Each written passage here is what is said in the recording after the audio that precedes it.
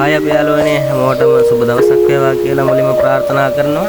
අද අපේ වීඩියෝ එකේ කතානායිකාව තමයි අපේ ශ්‍රී ලාංකීය සිනමාවේ නිලි රැජින ලෙස හඳුන්වන මාලනී පොන්සේකා මහත්මිය. හදිසියෙම ප්‍රාප්ත වෙලා තිබෙනවා පෞද්ගලික රෝහලක ඉඳන් අද උදෑසන කාලයේදී යම් අසනීප තත්ත්වයකින් තමයි මේ රෝහල්ගත වෙන්නේ.